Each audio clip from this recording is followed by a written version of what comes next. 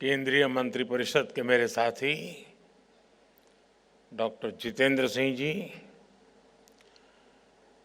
WMO की secretary general professor Celeste Saulo ji, विदेशों से आए हमारे अतिथिगण, मिनिस्ट्री ऑफ अर्थ साइंस के secretary doctor M Ravichandran ji, IMD के director general doctor Mrityunjay Mohapatra ji, अन्य महानुभाव, सभी वैज्ञानिक और विभिन्न विभागों एवं संस्थाओं के अधिकारी, देवी और सज्जनों, आज हम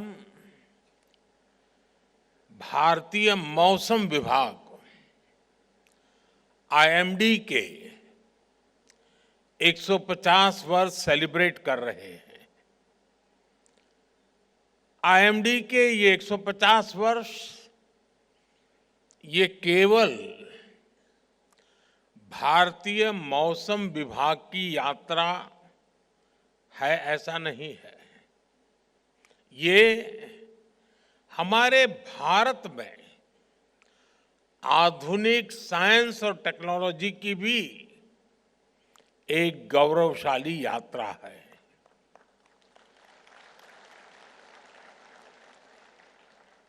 आईएमडी ने इन 150 वर्षों में न केवल करोड़ों भारतीयों की सेवा की है, बल्कि भारत की वैज्ञानिक यात्रा का भी प्रतीक बना है। इन उपलब्धियों पर आज डाक टिकट और विशेष कॉइन भी रिलीज किया गया है। 2047 में जब देश आजादी के 100 साल मनाएगा, तब भारतीय मौसम विभाग का स्वरूप क्या होगा, इसके लिए विजन डॉक्यूमेंट भी जारी हुआ है। मैं आप सभी को और सभी देशवासियों को इस गौरवपूर्ण अवसर के लिए अनेक अनेक शुभकामनाएं देता हूं।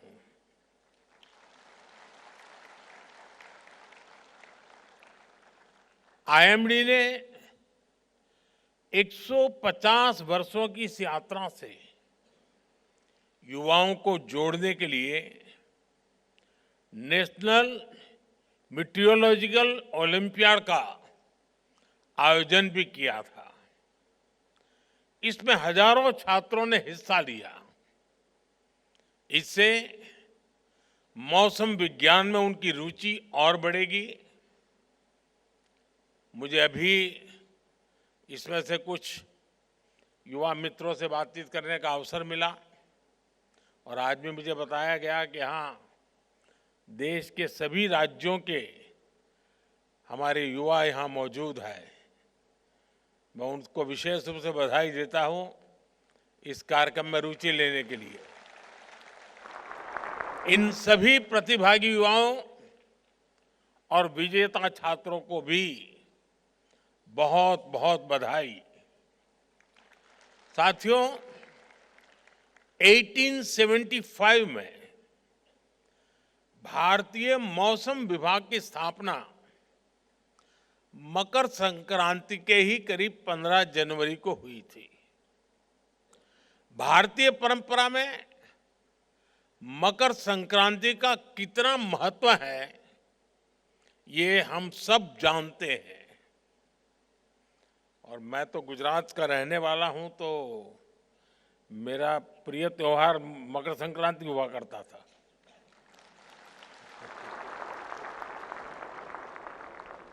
क्योंकि आज गुजरात के लोग सब छत पर ही होते हैं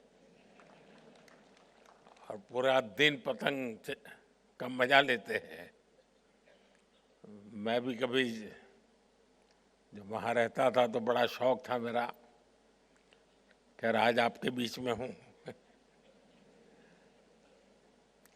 साथियों, आज सूर्य धनु से मकर राशि में कैप्रिकॉर्न में प्रवेश करते हैं। सूर्य धीरे धीरे उत्तर की ओर नॉर्थवर्ड शिफ्ट होता है। हमारे यहाँ भारतीय परंपरा में इसे उत्तरायण कहा जाता है। नॉर्दर्न हेमिस्फीयर में हम धीरे धीरे बढ़ती हुई सनलाइट को महसूस करने लगते हैं। खेतीबाड़ी के लिए, फार्मिंग के लिए तैयारियां शुरू हो जाती हैं और इसलिए ये दिन भारतीय परंपरा में इतना अहम माना गया है। उत्तर से दक्षिण, पूरब से पश्चिम, भिन्न भिन्न सांस्कृतिक रंगों में इसे सेलिब्रेट किया जाता है। मैं इस अवसर पर सभी देशवासियों को मकर संक्रांति के साथ जुड़े अनेक विविध पर्वों की भी बहुत बहुत बधाई देता हूं। साथियों, किसी भी देश के वैज्ञानिक संस्थानों की प्रगति साइंस के प्रति उसकी जागरूकता को दिखाती है। वैज्ञानिक संस्थाओं में रिसर्च और इनोवेशन नए भारत के टेम्परामेंट का हिस्सा है। इसलिए पिछले 10 वर्षों में आईएमडी के इंफ्रास्ट्रक्चर और टेक्नोलॉजी का भी अभूतपूर्व विस्तार हुआ है। Doppler weather radar, automatic weather stations, runway weather monitoring systems, district wise rainfall monitoring stations, ऐसे अनेक आधुनिक इंफ्रास्ट्रक्चर की संख्या में कई गुना का इजाफा हुआ है। इन्हें अपग्रेड भी किया गया है। और अभी डॉक्टर जितेंद्र सिंह जी ने आंकड़ों में भी आपको बताया कि पहले कहां थे, आज कहां पहुंचे हैं। मौसम विज्ञान को भारत की स्पेस टेक्नोलॉजी और डिजिटल टेक्नोलॉजी का भी पूरा फायदा मिल रहा है। आज देश के पास अंटार्कटिका में मैत्री और भारती नाम के 2 मीटरोलॉजिकल ऑब्जर्वेटरीज हैं। पिछले वर्ष अर्क और अरुणिका सुपर कंप्यूटर शुरू किए गए हैं। इससे मौसम विभाग की विश्वसनीयता भी पहले से कहीं ज्यादा बढ़ी है। भविष्य में भारत मौसम की हर परिस्थिति के लिए तैयार रहे। भारत एक क्लाइमेट स्मार्ट राष्ट्र बने, इसके लिए हमने मिशन मौसम भी लॉन्च किया है। मिशन मौसम सस्टेनेबल फ्यूचर और फ्यूचर रेडीनेस को लेकर भारत की प्रतिबद्धता का भी प्रतीक है। साथियों, साइंस की प्रासंगिकता केवल नई ऊंचाइयों को छूने में नहीं है। विज्ञान तभी प्रासंगिक होता है जब वो सामान्य से सामान्य मानवी के जीवन का और उसके जीवन में बेहतरी का, ईज ऑफ लिविंग का माध्यम बने। भारत का मौसम विभाग इसी कसौटी पर आगे है। मौसम की जानकारी सटीक हो और वो हर व्यक्ति तक पहुंचे भी। भारत में इसके लिए आईएमडी ने विशेष अभियान चलाए। अर्ली वार्निंग फॉर ऑल सुविधा की पहुंच आज देश की 90% से ज्यादा आबादी तक हो रही है। कोई भी व्यक्ति किसी भी समय पिछले 10 दिन और आने वाले 10 दिन के मौसम की जानकारी ले सकता है। मौसम से जुड़ी भविष्यवाणी सीधे व्हाट्सएप पर भी पहुंच जाती है। हमने मेघदूत मोबाइल ऐप जैसी सेवाएं लॉन्च की, जहां देश की सभी स्थानीय भाषाओं में जानकारी उपलब्ध होती है। अब इसका असर देखिए। 10 साल पहले तक देश के केवल 10% किसान और पशुपालक मौसम संबंधी सुझावों का इस्तेमाल कर पाते थे। आज ये संख्या 50% से ज्यादा हो गई है। यहां तक कि बिजली गिरने जैसी चेतावनी भी लोगों को मोबाइल पर मिलनी संभव हुई है।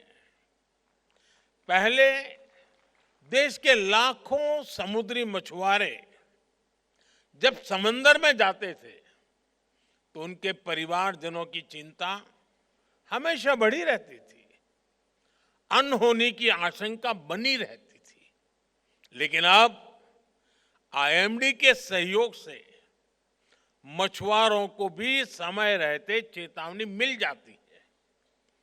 इन रियल टाइम अपडेट से लोगों की सुरक्षा भी हो रही है, साथ ही एग्रीकल्चर और ब्लू इकोनॉमी जैसे सेक्टर्स को ताकत भी मिल रही है।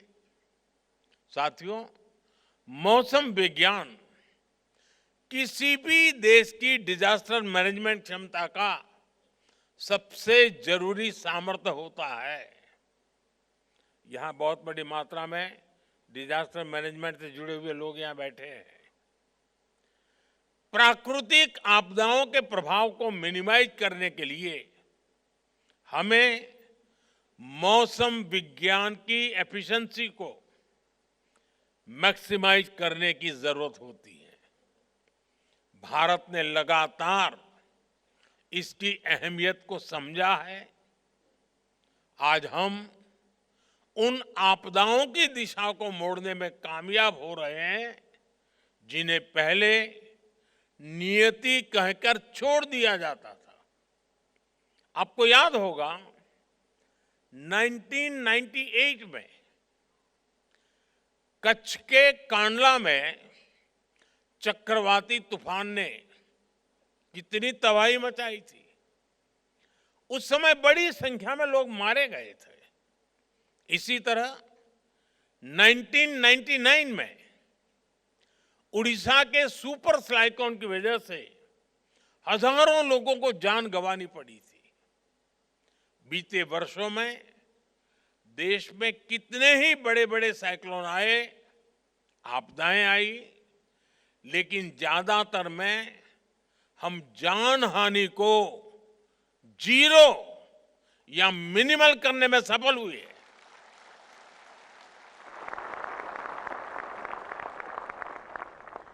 इन सफलताओं में मौसम विभाग की बहुत बड़ी भूमिका है। विज्ञान और तैयारियों की इस एकजुटता से लाखों करोड़ रुपए के आर्थिक नुकसान भी उसमें भी कमी आती है। इससे देश की अर्थव्यवस्था में एक रेजिलियंस पैदा होता है, इन्वेस्टर्स का भरोसा भी बढ़ता है और मेरे जैसे तो बहुत फायदा होता है। कल मैं सोनमर्ग में था। पहले वो कार्यक्रम जल्दी बना था, लेकिन मौसम विभाग की सारी जानकारियों से पता चला कि मेरे लिए वो समय उचित नहीं है। फिर मौसम विभाग ने मुझे बताया, साहब 13 तारीख ठीक है।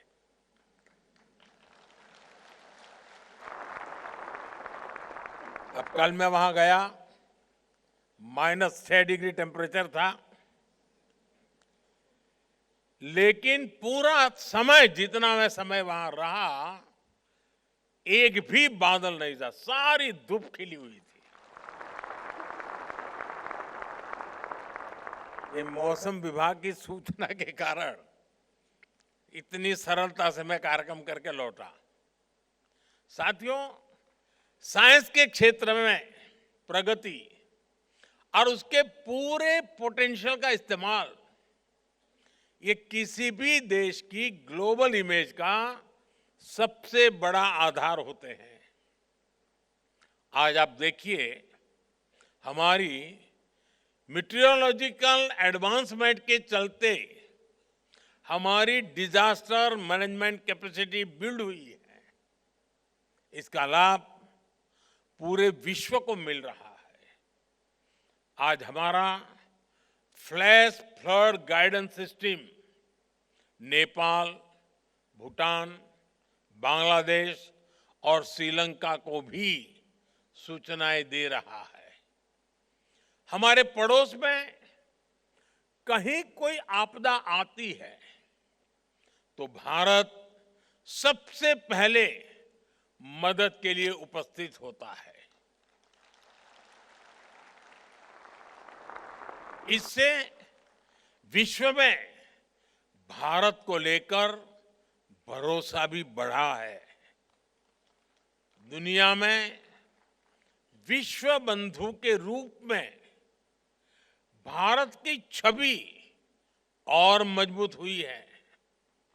इसके लिए मैं आईएमडी के वैज्ञानिकों की विशेष तौर पर सराहना करता हूं।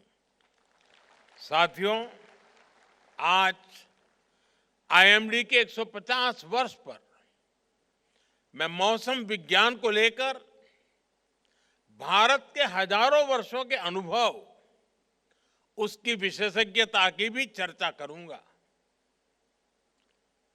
विशेष तौर पर, और मैं ये साफ करूंगा कि 150 साल ये स्ट्रक्चरल व्यवस्था के हुए हैं, लेकिन उसके पहले भी हमारे पास ज्ञान भी था और इसकी परंपरा भी थी। विशेष तौर पर हमारे जो अंतर्राष्ट्रीय अतिथि हैं, उन्हें इस बारे में जानना बहुत दिलचस्प रहेगा। आप जानते हैं, ह्यूमन इवोल्यूशन में हम जिन फैक्टर्स का सबसे ज्यादा प्रभाव देखते हैं, उनमें से मौसम भी एक प्राइमरी फैक्टर है।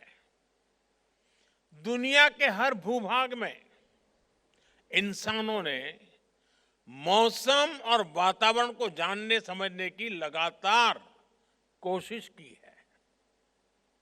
इस दिशा में भारत एक ऐसा देश है जहां हजारों वर्ष पूर्व भी मौसम विज्ञान के क्षेत्र में व्यवस्थित स्टडी और रिसर्च हुई। हमारे यहां पारंपरिक ज्ञान को लिपिबद्ध किया गया, रिफाइन किया गया। हमारे यहां वेदों, संहिताओं और सूर्य सिद्धांत जैसे ज्योतिषीय ग्रंथों में मौसम विज्ञान पर बहुत काम हुआ था। तमिलनाडु के संगम साहित्य और उत्तर में गाग भड्री के लोक साहित्य में भी बहुत सी जानकारी उपलब्ध है। और ये मौसम विज्ञान केवल एक सेपरेट ब्रांच नहीं थी, इनमें एस्ट्रोनॉमिकल कैलकुलेशंस भी थी, क्लाइमेट स्टडीज भी थी, एनिमल बिहेवियर भी था और सामाजिक अनुभव भी थे। हमारे यहां प्लैनेटरी पोजीशन पर जितना गणितीय काम, मैथमेटिकल वर्क हुआ, वो पूरी दुनिया जानती है। हमारे ऋषियों ने ग्रहों की स्थितियों को समझा। हमने राशियों, नक्षत्रों और मौसम से जुड़ी गणनाएं की। कृषि पराशर ऋषि और बृहद संहिता जैसे ग्रंथों में बादलों के निर्माण और उनके प्रकार तक उस पर गहरा अध्ययन मिलता है। कृषि पराशर में कहा गया है, अतिवातम च निर्वातम, अति उष्णम चाति शीतलम, अत्यभ्रंच निर्भ्रंच षड्विधम मेघ लक्षणम। अर्थात हायर और लोअर एटमॉस्फेरिक प्रेशर, हायर और लोअर टेम्परेचर, इनसे बादलों के लक्षण और वर्षा प्रभावित होती है। आप कल्पना कर सकते हैं, सैकड़ों हजारों वर्ष पूर्व बिना आधुनिक मशीनरी के उन ऋषियों ने, उन विद्वानों ने कितना शोध किया होगा।